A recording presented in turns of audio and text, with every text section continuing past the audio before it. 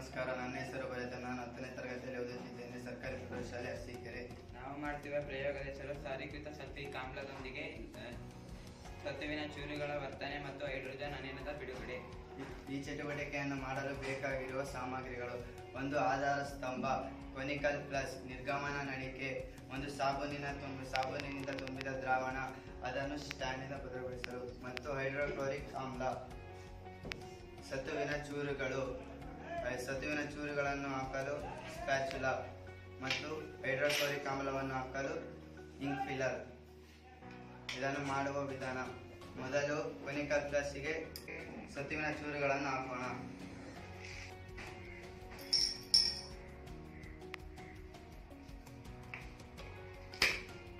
ನಂತರ ಅದಕ್ಕೆ ಹೈಡ್ರೋಕ್ಲೋರಿಕ್ ಆಮ್ಲವನ್ನು ಹಾಕೋಣ.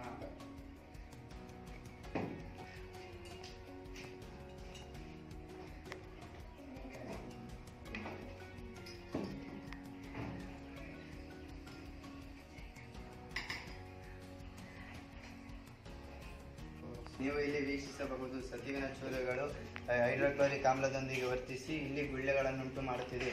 ಆ ಗುಳ್ಳೆಗಳು ಮೇಣಬತ್ತಿ ಸಹಾಯದಿಂದ ಅದನ್ನು ಉರಿಸೋಣ.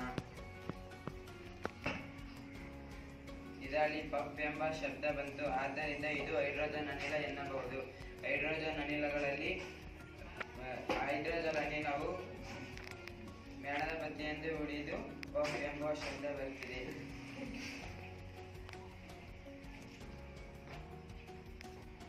ಈ ಚಟುವಟಿಕೆಯಿಂದ ತಿಳಿಯುವುದೇನೆಂದರೆ, ಆಮ್ಲಗಳು ಲೋಹಗಳೊಂದಿಗೆ ವರ್ತಿಸಿ ಲವಣಗಳು ಮತ್ತು ಹೈಡ್ರೋಜನ್ ಅನಿಲವನ್ನು ಬಿಡುಗಡೆ ಮಾಡುತ್ತವೆ.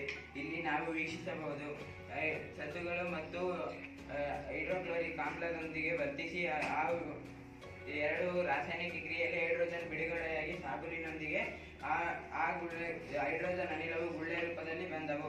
ಹಾಗೆಂದರೆ ಇಲ್ಲಿ ಉಳಿದಂತ ವಸ್ತುವು ಲವಣವಾಗಿದೆ, ಇಲ್ಲಿ ಬಂದಂತ ವಸ್ತು ಹೈಡ್ರೋಜನ್. ಈ ಕ್ರಿಯೆಯಲ್ಲಿ ಆಮ್ಲಗಳು ಲೋಹಗಳೊಂದಿಗೆ ವರ್ತಿಸಿ ಲವಣ ಮತ್ತು ಹೈಡ್ರೋಜನ್ ಅನಿಲವನ್ನು ಬಿಡುಗಡೆ ಮಾಡುತ್ತವೆ ಎಂದು ತೀರ್ಮಾನಿಸಬಹುದು. ಧನ್ಯವಾದಗಳು.